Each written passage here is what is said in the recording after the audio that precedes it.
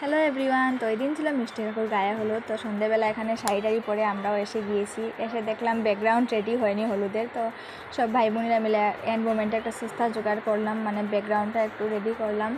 তারপরে এখানে কেক আর হলুদ রেডি, নতুন বড় রেডি। তো তারপরে হয়ে গেছে একটা ছোট্টখাটো ধামাইল সবাই মিলে পাড়ার আর কি। তো তারপরে এখানে শুরু হলো ফটো সেশন। তো এক গাদা ফটো ওঠার পরে ফাইনালি রাত 10টার সময় এখানে কেক কাটতে বসলো নতুন বর। আর এখানে দাদু আর ঠাম্মাও ছিল সাথে বসে। তো খুবই ভালো সুন্দর মুহূর্ত ছিল ওইটা। কেকটা কাটিং হলো, তারপরে এখানে শুরু হলো হলুদ মাখা। তো প্রথমে দাদু আর ঠাম্মা হলুদ মাখালো, তারপরে বড় বৌদি মানে মা, তারপরে কাকিমণিরা সবাই মিলে এক এক করে হলুদ মাখালো। আর তারপরে আমরা ভাইজিরাও বাদ যাবো কেন, আমরাও মাখিয়ে দিলাম হলুদ। আর এগুলোর পরে শুরু হয়ে গিয়েছে ভূত সাজানো হলুদ দিয়ে। তো সবাই সবাইকে ভূত সাজালো, খুব মজা হয়েছে কিন্তু সত্যি। আর এটা ছিল আমাদের লাস্ট কাকুর বিয়ে।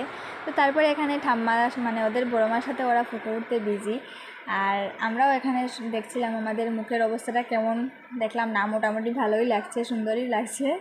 যাই হোক, তারপরে এখানে বললাম যে চল ধামাইল দিই। তো ধামাইলে উঠে তো দেখি যে এরা এত এক্সপার্ট, এদের সাথে ধামাইল দেওয়ার ক্ষমতা নেই।